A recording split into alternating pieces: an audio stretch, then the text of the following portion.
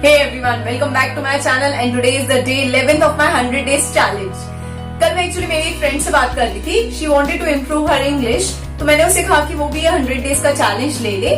Then I realised one thing, जो शायद आप लोग को भी लग रहा हो, क्योंकि उससे ये लग रहा था कि मैं आप लोगों को बोल रही हूँ कि आप भी ऐसे 100 डेज तक वीडियोस बनाइए.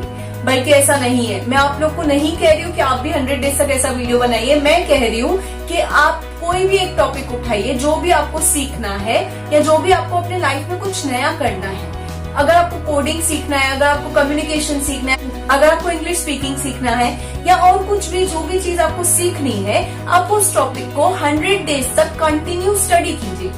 जैसे ही आप 100 डेज तक उसे कंटिन्यू स्टडी करेंगे, आपको उसमें मास्टरी हासिल हो जाएगी. आपको ऐसे वीडियोस नहीं बनाने हैं, आपको सिर्फ उसको स्टडी करना है, उसके रिलेटेड नोट्स बनाने हैं और फिर वो आप शेयर कीजिए हर जगह. फिर चाहे वो आप अपने व्हाट्सएप पे शेयर करें, अपने फेसबुक पे शेयर करें, या मेरी फेसबुक की कम्युनिटी है 100 डेज चैलेंज विद रीना. ये मैंने ग्रुप इसीलिए ही बनाया ताकि आप और मैं साथ में मिलकर अपना 100 डेज का चैलेंज कंप्लीट कर सके. तो आप उस ग्रुप में भी आके शेयर कर सकते हैं अपना चैलेंज. जो आपने कुछ नया सीखा, आप बस उसके पिक्स क्लिक करके उस ग्रुप में डाल दीजिए ताकि आपको भी मोटिवेशन मिले और सामने जो भी दूसरे ग्रुप मेंबर्स हैं उनको भी थोड़ी सी मोटिवेशन मिले कि ये कर सकते हैं तो हम भी कर सकते हैं. और आपको सिर्फ एक वीडियो नहीं देखना है, आपको सिर्फ एक पेज नहीं लिखना है. अगर आपको अपने लाइफ में कुछ इम्प्रूव करना है तो आपको कंटिन्यूअसली उसके बारे में स्टडी करना होगा. और रोज सिर्फ आप एक वीडियो देखेंगे तो उससे चेंज नहीं आने वाला है. चेंज तब आएगा जब आप at least half an hour to 1 hour उस टॉपिक को देंगे डेली. आप ये मत सोचिए कि मेरे को सिर्फ एक वीडियो देखना है, एक पेज लिखना है. जिससे आपको कंफर्टेबल हो, but at least half an our तक आपको उस टॉपिक को करना है. जितना ज्यादा आप चाहें आप उतना ज्यादा कर सकते हैं. कोई 2 घंटे भी करता है, कोई 3 घंटे भी करता है. एंड अगर मैं अपनी बात करूं, मुझे वीडियो रिकॉर्डिंग और एडिटिंग में 3 to 4 आवर्स भी लग जाते हैं, but still I am doing it ना. तो आप लोग भी कर सकते हैं. और टाइम नहीं मिल रहा है, ये सिर्फ और सिर्फ एक बहाना बन जाता है जब हमें कुछ नहीं करना रहता है. अगर हमें कुछ करना है, अगर हमें किसी चीज का जुनून है, तो हम टाइम ऑटोमेटिकली निकाल लेते हैं. जैसे मुझे भी ये वीडियोस बनाने हैं तो मैं टाइम ऑटोमेटिकली निकाल लेती हूँ. आज का मेरा ये टॉपिक है how to stay positive during corona. आज का टाइम ऐसा आ गया है कि आज हमारे पास सब कुछ है, बट हमको फिर भी कुछ न कुछ मिसिंग लग रहा है. हमें मिसिंग लग रहा है बाहर जाना, हमें मिसिंग लग रहा है अपने फ्रेंड्स के साथ टाइम स्पेंड करना, हमें मिसिंग लग रहा है अपने काम पे जाना. हम अपने ऑफिस को मिस करने लगे, हम अपने ऑफिस के लोगों को मिस करने लगे, ऑफिस का प्लेस है उसे मिस करने लगे हैं. हम लोग बहुत कुछ मिस कर रहे हैं जिस चीजों को हमने पहले टेकन फॉर ग्रांटेड लिया था. बट आज का टाइम हमें सिखा रहा है कि ठीक है, गो विद द फ्लो. जो भी होता है अच्छे के लिए होता है. और आज की सिचुएशन ऐसी है ना, बहुत सारे लोग घर पे बैठे तो फ्री बैठे तो कुछ भी सोचने लगते हैं, और कुछ भी सोचने लगते हैं और ओवर थिंकिंग से और कुछ नहीं होता. थोड़ा बहुत हम लोग खुद नेगेटिव हो जाते हैं, चाहे वो हम अपने को लेके नेगेटिव होते हैं या चाहे हम लोग अपने फैमिली मेंबर्स को लेके नेगेटिव होते हैं. बट स्टिल हम लोग को पॉजिटिव रहना है. कैसे पॉजिटिव रहना है? क्योंकि आज के टाइम्स में हम लोग को पॉजिटिव रहना जरूरी है. क्योंकि फ्यूचर में अगर हम किसी को बताएंगे तो क्या बताएंगे कि हम कोरोना में थोड़ा सैड हो गए थे, हम लोग को कोरोना ने बहुत ज्यादा फ्रस्ट्रेट कर दिया था. कि हम लोग ये बताएंगे कि आपने कोरोना को कैसे हैंडल किया था, आपने घर बैठे अपना एक गोल अचीव किया था. आप क्या बताएंगे वो आप डिसाइड कीजिए.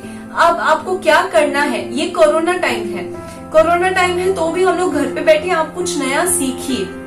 जब तक आप कुछ नया नहीं सीखेंगे, ये आपके पास मौका है अपने रिसोर्सेज को यूज करके अपने गोल्स को अचीव करने का. मैं आपको एक स्टोरी बताती हूँ. सूट्स करके एक वेब सीरीज चलता है, उसमें एक जेसिका पियर्सन है. जेसिका अपने सबऑर्डिनेट्स को वो स्टोरी बता रही थी. वो स्टोरी उसकी पर्सनल लाइफ की थी. अब वो उसमें क्या था कि उसके जब वो छोटी थी तब उसके पेरेंट्स सेपरेट हो रहे थे, मतलब अलग हो रहे थे, जिसकी वजह से उसको एक कार मिली. अब उसको कार तो मिल गई, but she hated that car. वो क्यों उससे नफरत करती थी? क्योंकि उसको लगता था ये कार एक निशानी है मेरे पेरेंट्स की सेपरेशन की. बट फ्यूचर में उससे क्या हुआ? उसी कार ने उसको हार्वर्ड पहुंचाया, हार्वर्ड स्कूल ऑफ स्टडीज. उसी कार ने उसको हार्वर्ड के लॉ, वहां पे लॉ वगैरह सिखाया जाता है, और उसी कार ने उसको उसकी मंजिल तक पहुंचाया. तो अगर आपके लाइफ में कुछ भी प्रॉब्लम होता है ना, तो भी आप उसे फेस कीजिए, क्योंकि ये प्रॉब्लम आपको कहीं ना कहीं जरूर पहुंचाएगा. ये बात जरूर याद रखिएगा. उस काम की वजह से वो हार्वर्ड यूनिवर्सिटी पहुंची एंड उसी यूनिवर्सिटी की वजह से आज उस ऑफिस की वो ओनर थी, आज वो उस ऑफिस की पार्टनर थी।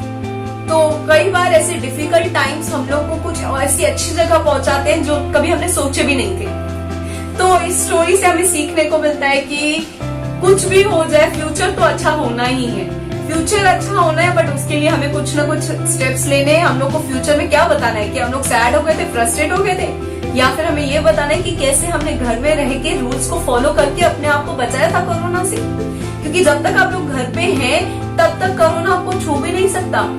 आपको सिर्फ घर पे रहना है, रूल्स को फॉलो करना है, दैट्स इट। रूल्स कभी भी बनाए जाते हैं हमारे अच्छे के लिए ही बनाए जाते हैं, और वही रूल्स में रह के ही आप कहीं ना कहीं कुछ पहुंच सकते हैं। तो स्टार्ट करते हैं। अभी हाउ टू स्टे पॉजिटिव के लिए हमें क्या करना। सबसे पहले तो हमें न्यूज देखना आपको कम कर देना है। अगर आप बंद कर देंगे तो और भी ज्यादा अच्छा हो जाएगा। क्योंकि क्या होता है, इन्फॉर्म रहना अच्छी बात है, बट 24 घंटा उसी बात के बारे में इन्फॉर्म रहना वो गलत बात। अब मार्च में कोरोना आया था, I was also one of you. मैं भी यही करती थी। मैं क्या करती थी, मैं जब न्यू आया था, ये जब न्यू रहता है तो मेरे को नए बातों का बहुत ज्यादा क्रेज रहता है, तो मैं उसके लिए सारा दिन पढ़ती थी, 24 आवर्स इंटू 7 पढ़ती थी कि कोरोना में क्या होता है, कैसे होता है, क्यों होता है, कैसे बढ़ रहा है, ये कैसे कैसे हमारी इंडियन गवर्नमेंट स्टेप्स ले रही है। मैंने उसके बारे में बहुत कुछ रीड किया, बहुत कुछ। बट देन आई रियलाइज किसी भी बात के बारे में इन्फॉर्म रहना अच्छी बात है, बट सारा दिन उसी के बारे में बात करना इट्स नॉट गुड। अगर आप सारा दिन वही न्यूज देखेंगे कि कोरोना हो गया है, इतने लोगों को हो गया है, इतने लोगों की डेथ हो गई है, तो इससे कुछ फायदा नहीं होगा, इससे आप ही नेगेटिव हो जाएंगे। तो आप अपने न्यूज के इंटेक को लिमिटेड कर दीजिए। आज मैं अगर मेरा बताऊं तो मैंने न्यूज देखना एकदम बंद कर दिया है, मैं न्यूज नहीं देखती हूँ। अगर आपको न्यूज देखनी है तो आप गूगल पे जाके ये सर्च कीजिए कि how many patients are recovering. ऐसे कितने सारे पेशेंट्स हैं जो रिकवर हो रहे हैं, which is a good news. अगर आप इस पे ध्यान देंगे तो आपका माइंडसेट भी चेंज हो जाएगा, आपका माइंडसेट ऑटोमेटिकली पॉजिटिव हो जाएगा। क्योंकि हम लोग ये नहीं सोच रहे कि कितने लोगों को हो रहा है, हम ये सोच रहे हैं कि कितने लोग ठीक हो रहे हैं। मुझे एक वेबसाइट मिली है जिसमें रोज का रोज ये बताते हैं कि कितने लोग ठीक हो रहे हैं। आप डेली चाहे तो उस वेबसाइट पे विजिट करके पता लगा सकते हैं कि कितने लोग ठीक हो रहे हैं। तो जैसे आपका फोकस शिफ्ट होगा बीमार होने से ठीक होने पे, आपका नेगेटिव ऑटोमेटिकली कन्वर्ट हो जाएगा पॉजिटिव में। ये आप एक चीज कर सकते हैं। क्योंकि जैसे कि मैंने आपको लास्ट वीडियो में भी बताया था, जिस पे हम लोग फोकस करेंगे वही चीजें डबल हो जाती हैं। अगर हम प्रॉब्लम्स पे फोकस करेंगे वो चीजें डबल हो जाएंगी, अगर हम सॉल्यूशंस पे फोकस करेंगे वो चीजें डबल हो जाएंगी। तो everyone is focusing on the number of persons who are suffering, who are getting infected by corona, but हमें इस पे फोकस नहीं करना है। हमें फोकस करना है कितने लोग ठीक हो रहे हैं। तो वो जितने लोग ठीक हो रहे हैं उससे डबल लोग ठीक होना स्टार्ट हो जाएंगे। तो हम लोग अपना फोकस शिफ्ट करके थोड़ा सा कंट्रीब्यूट तो कर ही सकते हैं। सेकेंड चीज जो आप कर सकते हैं, ये क्योंकि मेरे सब्सक्राइबर्स ज्यादा करके स्टूडेंट्स हैं, तो मैं स्टूडेंट्स को ये चीज बताना चाहती हूँ, और अगर कोई और भी मेरा वीडियो देख रहा है तो आप भी अच्छे से सुनिए कि आपको क्या करना है, डीक्लटर करना है। अब डीक्लटर मतलब क्या? डीक्लटर मतलब ऐसी चीजों को हटाना है जिसकी आपको अभी जरूरत नहीं है। क्योंकि क्या होगा ना, जितना आपका रूम, जितना आपका घर, जितना आपका किचन खाली होगा, उतनी पॉजिटिव एनर्जी फ्लो होगी अच्छे से। क्योंकि मैंने ऑब्जर्व किया है, और जिन लोगों ने अपना घर रिनोवेट करवाया होगा उन लोगों ने भी ऑब्जर्व किया होगा, जब घर रिनोवेट हो जाता है तो रिनोवेट हो जाने के बाद जब हम अपना सामान, पहले बात जब रिनोवेट हो जाता है तब पूरा रूम्स वगैरह खाली रहते हैं, किचन खाली रहता है, पूरा घर खाली रहता है, तब वो घर हमें बहुत पसंद आता है, बहुत पसंद आता है। क्योंकि उसमें स्पेस ही स्पेस है, हम जो चाहे कर सकते हैं। पर जैसे ही हम लोग सामान शिफ्ट करते हैं तभी भी वो घर हमें और ज्यादा अच्छा लगने लगता है। क्यों? क्योंकि अभी उसमें हमारी नेसेसरी की जितने भी चीजें हैं वो सब आ गए। बट आप नोटिस करेंगे, जब आपने रिनोवेशन करवाया था अपने घर का, और जब आज आप अपने घर को देखेंगे तो क्या घर वो वैसा का वैसा ही है? नहीं ना। बहुत सारी ऐसी चीजें आ गई है जिनकी हमें जरूरत नहीं है, बट फिर भी हमने लेके रखे कि किसी टाइम पे काम आ जाएंगी, बट वो टाइम कब आएगा वो हमें भी नहीं पता है। तो ऐसी चीजों को निकाल दीजिए, या आप ऐसी चीजों को किसी को दे दीजिए जिसको जरूरत हो। क्योंकि जैसे जैसे आप अनवांटेड चीजें निकालते जाएंगे, आप खुद महसूस करेंगे कि आपके रूम में, आपके घर में एक पॉजिटिविटी आ जाएगा। और आप लोग अपना वार्डरोब भी क्लीन कर सकते हैं। जितने भी अनवांटेड कपड़े हैं जो अभी आप लोग नहीं पहनते हैं, आप उसे निकाल के किसी को दे दीजिए या निकाल के एक बैग में डाल के उस बैग को साइड में रख दीजिए, ताकि आप जब भी आप अपना वार्डरोब खोले उसमें वही कपड़े हों जो आपको डेली का डेली काम आते हैं। उसमें अनवांटेड कपड़े नहीं होने चाहिए। पूरा भरा हुआ वार्डरोब नहीं होना चाहिए कि वार्डरोब खुले और ऊपर से कपड़े गिरे। और ये आपको खुद ब खुद करना है, आपको किसी के ऊपर डिपेंडेंट नहीं रहना है। आप अपने मॉम, आप अपने वाइफ को नहीं बोलेंगे, आपको ये चीज खुद करनी है। क्योंकि जितना हम लोग इंडिपेंडेंट होंगे उतना हमारी लाइफ में चेंज आएगा, उतना हम लोग सेल्फ डिसिप्लिन हो जाएंगे। थर्ड चीज जो मैं आपको बताना चाहूंगी, laughter is the best medicine. तो आप भी अपने फैमिली के साथ बैठ के या जब भी आप अगर अकेले फ्री बैठे हैं तो ये न्यूज पढ़ने से बेटर है आप लोग कुछ ऐसे कॉमेडी शोज देखिए। अगर कॉमेडी शोज आपको नहीं समझ में आते तो आप यूट्यूब पे जाके स्टैंड अप कॉमेडीज देखिए। तो जैसे जैसे आप स्टैंड अप कॉमेडीज देखेंगे आप हंसेंगे, आप हंसेंगे तो आप खुश हो जाएंगे, आप खुश हो जाएंगे तो आपका माइंडसेट ऑटोमेटिकली पॉजिटिव हो जाएगा। तो हमें यही करना है, न्यूज ना देख के हम वो सब चीजें देखें जिससे हम लोग को खुशी मिलती है। या आप चाहे तो फनी वीडियोस भी जाके देख सकते हैं यूट्यूब पे, आप चाहे तो बेबीज की फनी वीडियोस भी जाके देख सकते हैं।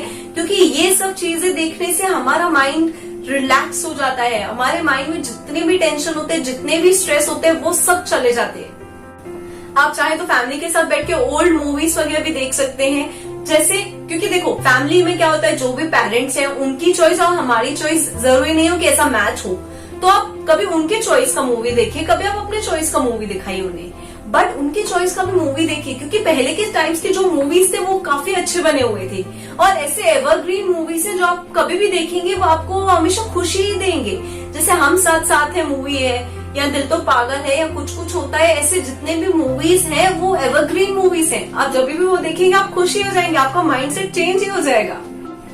नेक्स्ट जो चीज आप कर सकते हैं, remember the happy moments of your life. ये कैसे? अगर आप घर के बच्चे हैं तो आप अपने पेरेंट्स से जाके पूछिए कि आपने बचपन में क्या क्या कारनामे किए थे। क्योंकि जब भी वो अगर पेरेंट्स वो याद करेंगे उनका मूड ऑटोमेटिकली चेंज हो जाएगा और आपको सुन के भी बहुत कुछ पता चलेगा कि आपने क्या क्या किया है। बहुत सारे लोगों ने किया भी होगा, बट स्टिल वही बातों को सुनना हमें बहुत पसंद है। क्योंकि एटलीस्ट मुझे तो बहुत पसंद है मेरे बचपन की बातों को सुनना। या तो अगर आप एक पेरेंट हैं, आप अपने बच्चों को उनके बचपन की कहानियां सुनाइए कि वो लोग बचपन में क्या क्या करते थे। नेक्स्ट जो चीज आप कर सकते हैं, आप एल्बम्स निकाल के उसको देखिए। क्योंकि वो मोमेंट्स इतने खुशी वाले मोमेंट्स हैं ना, उसको देख के आपका मूड डेफिनेटली चेंज हो जाएगा। क्योंकि मैं जितना बात करते हुए खुश हो रही हूँ इन सब बातों को लेके, तो जब आप उसे एक्सपीरियंस करेंगे वो खुशी तो अलग ही होगी ना। आप कोई एक नया स्किल सीख सकते हैं जो आपको लॉकडाउन के बाद बहुत ज्यादा हेल्प करेगा जॉब दिलाने में। नेक्स्ट जो चीज आप कर सकते हैं, practice random act of kindness. आप ऐसा कुछ कीजिए जिससे सामने वाले थोड़े से खुश हो जाएं, जिससे सामने वालों को एक खुशी मिले जो उन्होंने एक्सपेक्ट नहीं की हो। जैसे कि अगर आपके घर पे कोई भी ऑर्डर डिलीवर करने आता है, चाहे वो राशन डिलीवर करने आया हो, चाहे वो आटा डिलीवर करने आया हो, या चाहे वो अमेजोन से हो या चाहे स्विगी से हो, तो आप उससे थोड़ी सी टिप ज्यादा दे दीजिए। क्योंकि उससे भी थोड़ी खुशी होगी। और खुशी, जब हम किसी को खुशी देते हैं ना, उससे ज्यादा खुशी अपने को होती है। तो आप ऐसे करके दूसरे लोगों को खुशी दे सकते हैं। आप अपने मॉम को जाके किचन में हेल्प कीजिए, या आप थोड़ा सा घर का भी थोड़ा काम शेयर कर लीजिए, तो इससे आपकी मॉम भी खुश हो जाएगी। या आप ऐसा कुछ कीजिए जिससे आपके पेरेंट्स से कभी आपसे एक्सपेक्ट ही नहीं हो कि ये मेरा बच्चा ऐसा कर सकता है। क्योंकि वो एक खुशी होगी ना उनके चेहरे पे खुशी देख के, या दूसरे लोगों के चेहरे पे खुशी देख के आपको एक अलग सी खुशी महसूस होगी। आप चाहे तो मेरे वीडियो पे भी कमेंट कर सकते हैं, इससे मैं भी बहुत ज्यादा खुश हो जाऊंगी। ये रैंडम एक्ट ऑफ काइंडनेस दूसरों को खुशी देते हैं, और जितना वो दूसरों को खुशी देते हैं उससे ज्यादा वो अपने को खुशी देते हैं। क्योंकि हमको एक प्राउड फीलिंग होती है कि यस, हमने आज किसी के चेहरे पे स्माइल लाई जरूर। और आप कमेंट करेंगे तो मैं तो बहुत खुश हो जाऊंगी।